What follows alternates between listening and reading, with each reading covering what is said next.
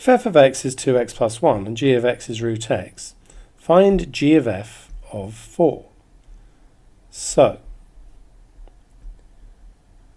we're going to do f first, followed by g, and we're going to stick 4 in here. F does 2 times 4 add 1, so that's going to give us 9. And then g is going to square root and give us 3. So g of f of 4 is equal to 3. Is g of f a function? Justify your answer. Well, let's think about forming g of f. So that means we're going to do f first, and we're going to do g. Now, f, being 2x plus 1, has no problem with input, and the output from there would be all reals. But we do have a problem when we get to g, because that's root x. We can't just put any real number in there. We have to put ones that are greater than or equal to 0. And that means we need to come back and make an adjustment here. So let's think about 2x plus 1 being equal to 0. Solving that gives us x is negative half. Now if x is less than negative half, say negative 1, then f of x would be 2 times negative 1 add 1, which would be negative 1. So that's negative, so that's no good.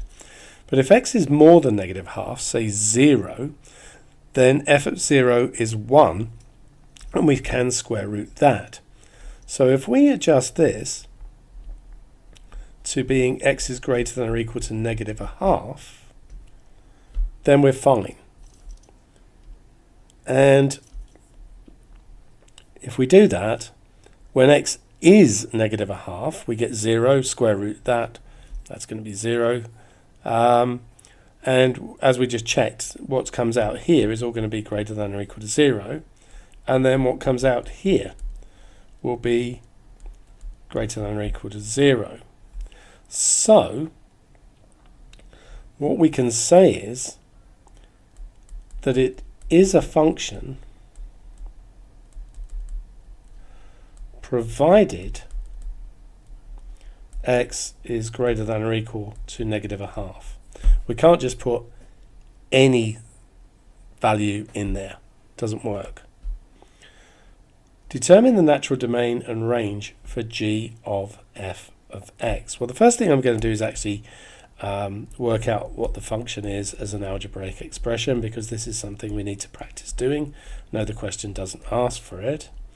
But if we put x in there, we get 2x plus 1 out there, and then we square root, so we get the square root of 2x plus 1.